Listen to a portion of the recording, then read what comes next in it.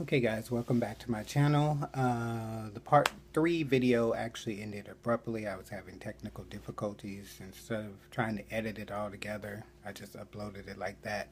And I was going to make another video anyway on this subject, so I decided to just finish off that story on this video. So if you haven't again seen part 1, 2, to understand this video, go back to those videos first. So the ending to part 3 was I met my roommate. I went to see the apartment. It was small. I liked it. It wasn't the transitional house. I would be free. I wouldn't have to write my name and they keep track of me and go to meetings and all that kind of stuff. So eventually I moved in with him. And you may be like, oh my God, how did you move in with this stranger you met on the train? But here in LA, it's so expensive. If you didn't come here with a wife, husband, boyfriend, girlfriend, best friend, you know, relatives, or if you didn't come here with a lot of money, eventually you're going to have a roommate, and so people do it online, Craigslist, things like that, all sorts of ways to meet roommates. So you end up living with a stranger and you just hope and pray for the best that they're not some kind of serial killer or deranged person. But mine all worked out from that point on. I haven't been homeless in LA since then. But like I said in part 2, the part 2 video about the homeless shelter, I started to change my opinion about homelessness. Now, I'm not saying that people should not work and be advocates for the homeless. It's great that people are doing that and there are programs, but to me it's almost like when they say you can't help a drowning person that is resisting you, that's fighting. You can't, it's hard to save that person because they're fighting you. And that's what I feel like the people who are advocating for homelessness are doing. They're fighting, they're trying to save someone who's resisting them. And the reason why I say that, because I believe, just with my limited experience, this whole experience took place over about 2 months, a 2 months period. Um, but to me, what I've noticed, there's four types of homeless people that I've noticed. They're the ones that are mentally ill, the ones that are drug addicted. There are ones like me who are down on their luck because they moved to a new city, they got laid off, they're running from a toxic relationship. And then there are those who are homeless because they want to be, they enjoy it. And I didn't tell you guys in the other video, but at the homeless shelter, you were able to sort of take an ironing board with an iron so you can iron your clothes.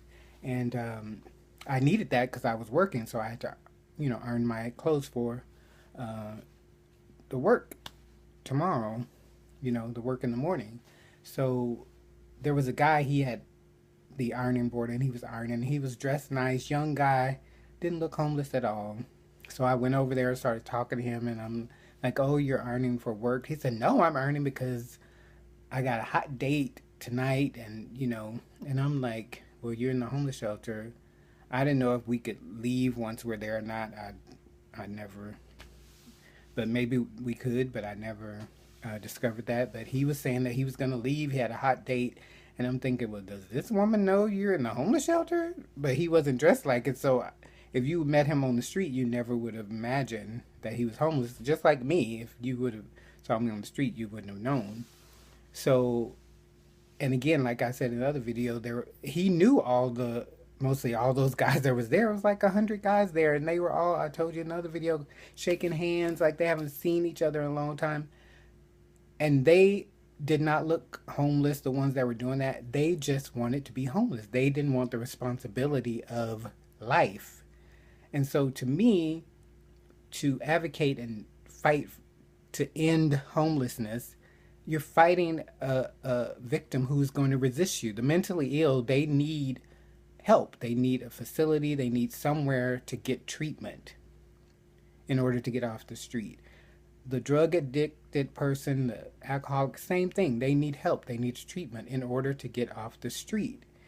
And then the people like me we're going to get off the street. We want to be off the street. We are going to accept your help. That's why I was the only one in line to talk to the counselor. And then you have the people who just, for whatever reason, they like to be homeless.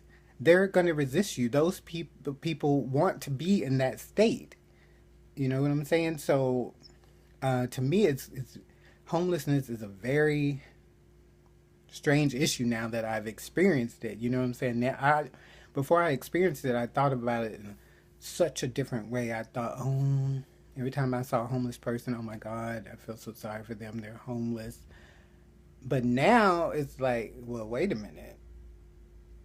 Do they want to be homeless? You know, or are they mentally ill? You know, you still feel sorry for the mentally ill, the drug addict, you know, but until they get help with those issues, they're going to be homeless again. So it's going to be a never ending cycle. So that's just my opinion. You know, you guys in the comments below, tell me what you think about advocating for homelessness and trying to end homelessness uh, for yourself. So that's my homeless experience in, I don't know, 4 parts, 3 parts, 4 parts.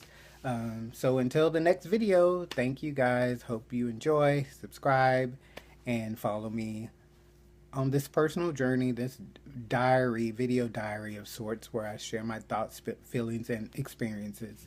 So thank you again. Bye.